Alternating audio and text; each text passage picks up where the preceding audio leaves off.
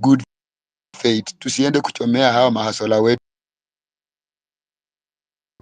Tena sisi tunafight, tunataka government iweke vitu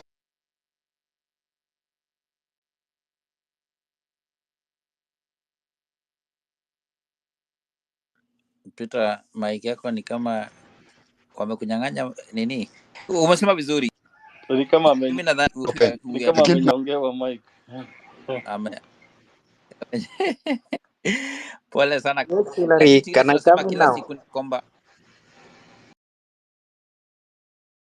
coast and coast, so they will give you a mic. We are saying that Peter was saying something. I think which is very that tukienda pale peaceful. We've been saying this for a while, that peaceful demonstration is needed. Let us demonstrate, but peacefully. And then he said something. Why do we chomea mtu wa rangi mali anapata unga kila siku? It doesn't make sense. Let us also but najua kile kinafanyika saa zingine si tunachoma hizi vitu, unapata kwamba wale kuja wachome vitu alafu kipla Koech, just to mic, it is very important. Koech, ya kutoa kwa space na si mzuri, so it is important to keep the house in order and also peaceful. So when you want to talk, just carry up your hand, then we'll give you a mic. Okay. Robin ujaongea, najua nani umenua mikono ubondo, but Ebu Robin has been here. Let us hear what he's saying. Yes, Joe, you can take it up from there after Robin. Robin, go ahead. Good morning. It is so good to always be in this space like this guy. Long time we had nothing to be like meeting the way we can now do.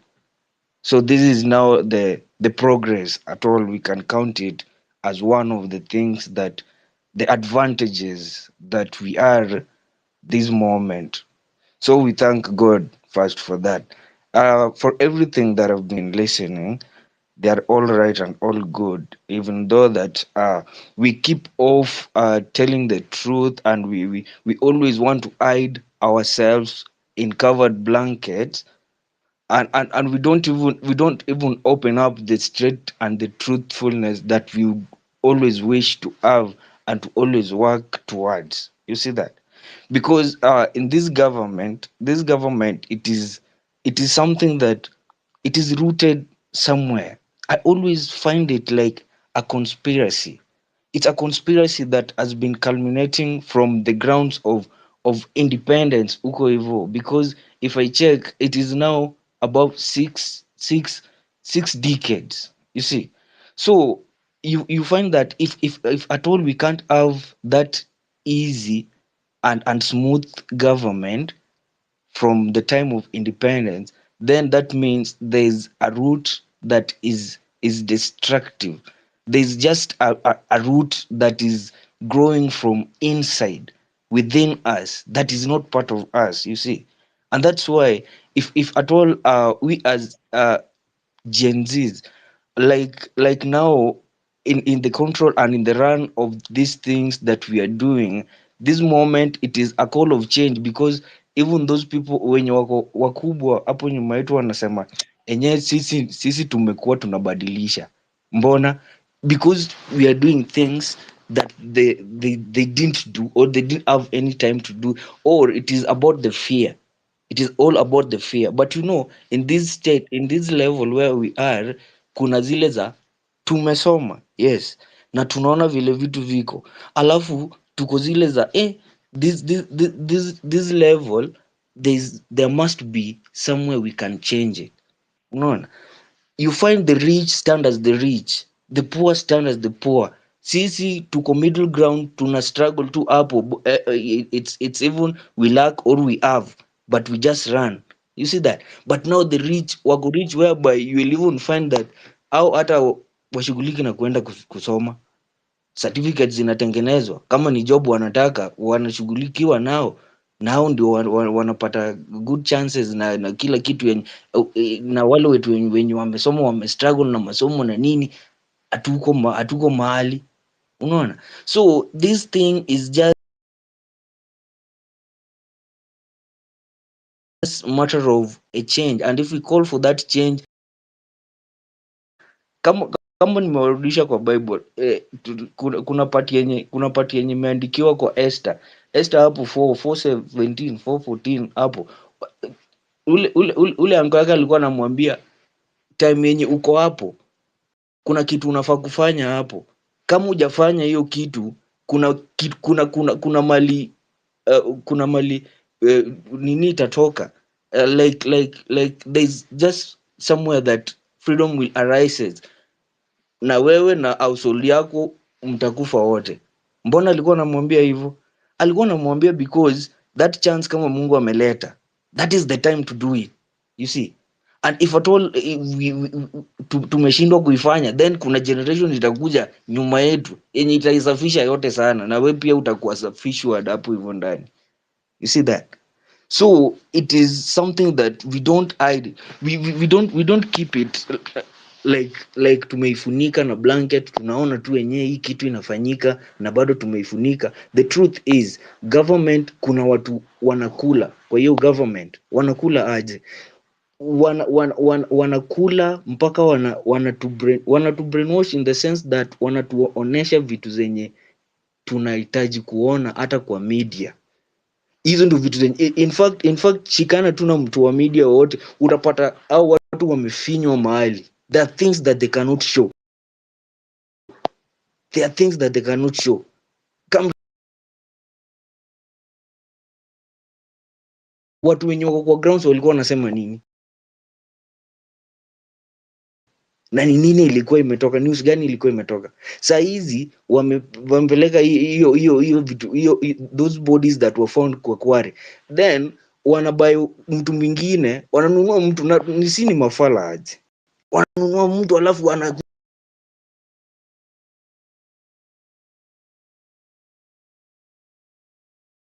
pale amesimama pia ati ameua ati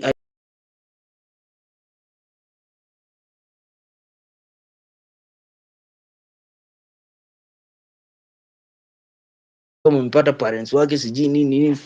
Si mafala deadly, mafala vizi kama pale ati. So inamaanisha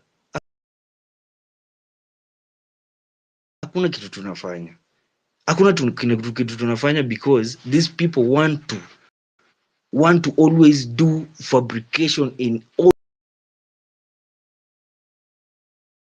ways that we may fall for.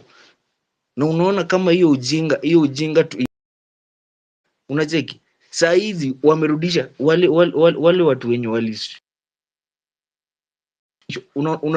unajua kama ile rule of law imekuwa like followed vile mtu my brother I don't know, Jaden or somebody was saying, alikuwa anasema like kama tumefuata hiyo rule of law, tukifuata rule of law, tukiangalia tu kila kitu, mwenye ashapelekwa pale juu na akashushwa job afai kurudishwa. Mbona wanarudishwa ni kama wao kufanya hakuna kitu yote ilifanyika? You see, ni mafala. And that's why they always mtasahau, tutaendelea tu. Unaona? Au watu watanyamaza tu. Kuna mali tutawafinya, watanyamaza tu. You see that? So there's nothing we are doing. If at all there is no change that will arise, then there's nothing we are doing. Tuna waste too time, unaona? Na this time hatuwezi chukua for the sake of unaona, the moment hii part tumefika level whereby kuna pin imeshadunga access. You see that? There's some people that are feeling that pinch in them asses, and you know like if at all they could feel it, inamaanisha hiyo strike kama ijazidishwa ndani, that means ikitolewa itazibwa na watarudi kuiblock mpaka nyinyi si wenyewe hatutaweza tena dunga tena hiyo shindano. Hiyo shindano inafaa kudunga mpaka ifike kwa bone, ipite bone mpaka kwa maru. Unaona? Ndio sasa wa feel enyewe it is a real pain. Then what can we do? Because it is now age. Kama ni age tuna rise, au watu wenye wako hapo juu ni ma old age wote almost wote, hata siwezi sema ati nini, but unaona mimi to my thinking, mimi na feel like opposition na government hata wako tu same. Wale ni watu wenye wananyamazishwa tu na do you know what Kenya produces?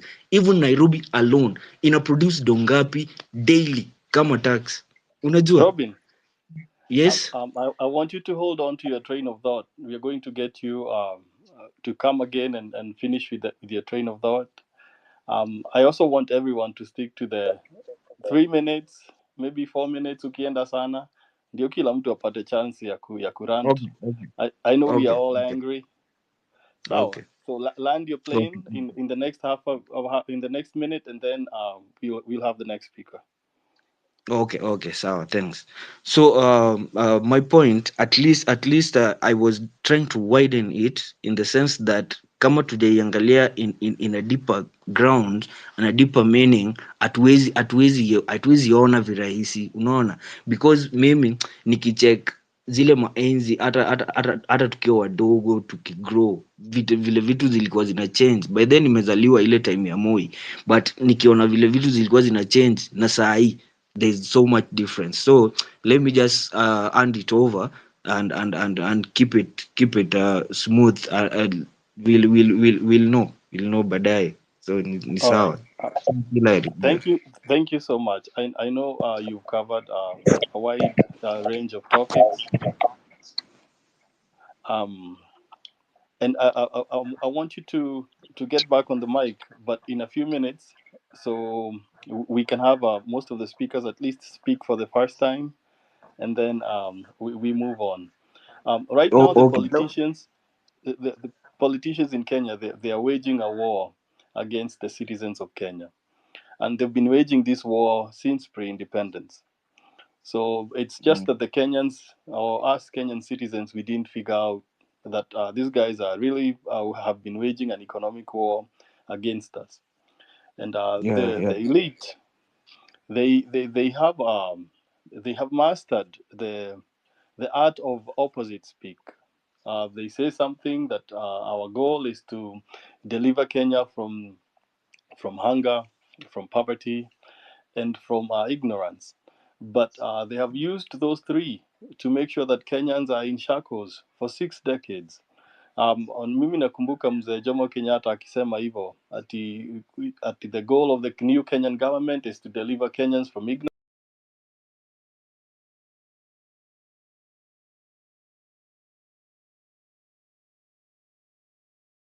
ama Yeah. ujinga cure. They make sure that our education system sucks. It only produces for the outside market.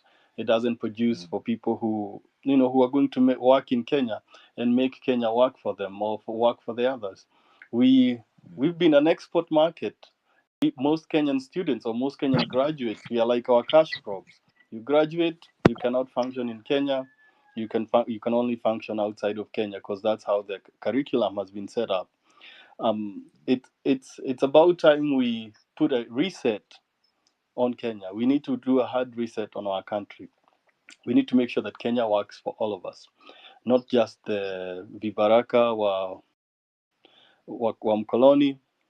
We need to make sure that Kenya is working for us, and it's high time that we make sure even our relatives back in the village, they know that the government of Kenya is waging a war against them, and this war this time it's being felt in their pocket. Unakumbuka wakati wa campaign wakisema mambo ya pesa mfukoni. Does anyone in I know us in the diaspora, you guys are being asked you're being asked more frequently to send money home because hakuna pesa mfukoni.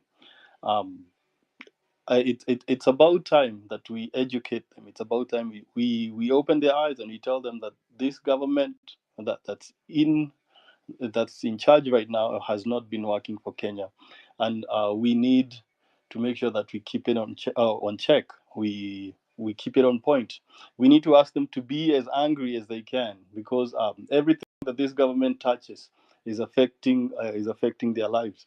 This is not the time for people to say, oh, I don't do politics. Nowadays, politics in Kenya is doing you. If you don't do politics, inakupata tu nyumbani umetulia. They have made sure for the last 6 decades that that Kenya has they have maintained Kenya in some type of colloidal suspension. It's not working for Kenyans, but it's working for them. Only a few people are reaping the benefits of Kenya. And they have made sure that in every aspect that Kenyans are kept ignorant of the minerals they have in Kenya.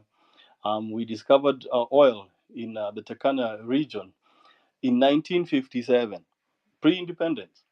Have we even received a single check from our petroleum deposits from northern Kenya? Only a few people are benefiting from that.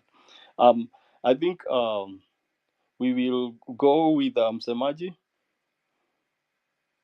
Msemaji, go ahead. Yes, thank you Unmute. so much, Joy, and the rest of the participants in the space.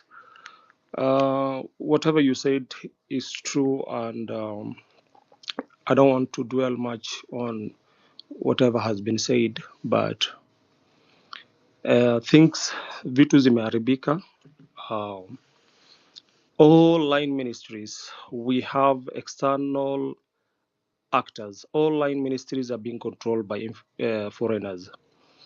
Ukikuja kwa Ministry of Agriculture, everything, their policies, education, and those people who are on our leaders, everything has been tampered. You understand?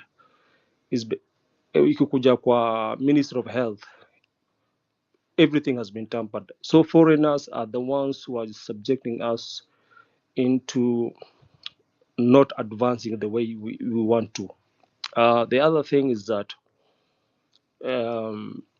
ukiona Kibira is a work is a crime scene. Ukiona Kibira on those places where so many NGOs have dwelled on, and Dadaab uko na inaitwaje part of Turkana, you will see that billions, I'm saying billions in dollars have been spent, and hakuna hata barabara imejengwa hapo. The locals are not even employed, the expatriate and those things. It's only foreigners when wanakuja. You understand? The other thing is that come to the protest. The protest right now, I can see people have been divided into the left and the right wing. There is a division right now. Wamegawiwa pesa. The protest is, they just want to quell the whatever that is going on. And I don't know if someone has done research on the impact of the recent protests that we had, both internationally and locally, up to the Mashinani region, where people are angry. Although the old people wamekasirika na there's nothing they can do, because wakikumbuka kenye wamepitia mpaka wanaogopa. You understand? Watu wameingizwa uoga, wanachapwa mpaka there's nothing we can do. So it is a high time we do a reset, just the way Joy said earlier. We do a reset, and if we increase the number of days of the protest, then I think nothing we will be achieving. I saw someone in the media that he said, "E protest yenu is equal less than 7 days." Watu wote kuja mpaka Nairobi wa storm wa protest. If doesn't kama itaendelea hivyo, I think these people will come up with the tactics of ways of just controlling the masses. And hapo ndo mimi nawachia. There's a lot, and a lot of speakers want to speak. Let's give each and every person 2 minutes to speak. So thank you so much. Thank you so much, Msemaji. I see mkono ya Kipla na audience. Joe and Hillary, I don't know whether I take less than a minute. Yes. All right, whoever says it's going to take less than a minute, go ahead, grab Okay. the mic. I'll wish to also bring to our attention the cropping thing which distracts us and now also causes much kind of a point where the politicians will feel that no, the much we are doing is not good. And now they are they're discrediting what we are doing. There's the aspect of the hired goons, and there's also the aspect of the looters. In the just recent demonstrations, I hope you are aware or you saw that Kakamega had a bit of the hired goons, and the masses were very successful in at least controlling that, as well as Kerecho. I would wish that as we discuss this, we need to really focus on these two and maybe provide solutions in our proceeding meetings so that we also let the masses know that we'll be able to control the hired goons as well as the looters. I feel like one key thing that we need to focus on is to ensure that any given time the looters show up in our demonstrations or in our peaceful march, we need to capture their faces and demand action against them. Then, if possible, if we can hold them somewhere so that we can hand them over to the authorities, that can be good. Then also we need to, at least in every meeting, we remind ourselves about this, even at intervals, that we are going to deal with the looters as well as the hired goons, so that masses cannot feel a bit threatened when they'll be coming out, because at some point this is a point where we'll get so many people distracted because they feel like they'll be hired goons. Then maybe in our posters, the posters that are being posted online, there should be just a small caveat talking about will deal with the looters as well as the hired goons, so that we really focus on one thing. Then last but not least, I will wish that if we can get a flag or two flags, carry one so that you can give somebody who is lacking. We should hear like in all our shops, we are not able to get the flags anymore, so that each and every person is well adorned and also having flag on as part of the things that they carry. Otherwise, thank you. Thank you very much for your contribution. The hired goons, they've made sure that they've tainted our movement. They've made sure that our protests, which are pretty much peaceful, pretty much oriented on, we had our points in order. They have made sure that they've tainted the good name of the Kenyan protester, and we need to find a quick solution to that. I think over this past week we saw them.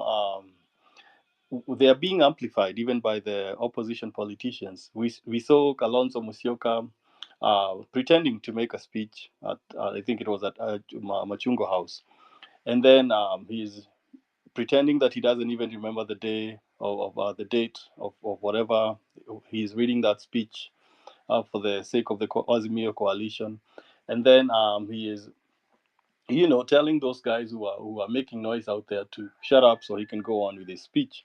But we know that was a political introduction to another character in the mix, the goons, and he really dismissed his speech, and that was it. So the public was being told, beware, they are goons.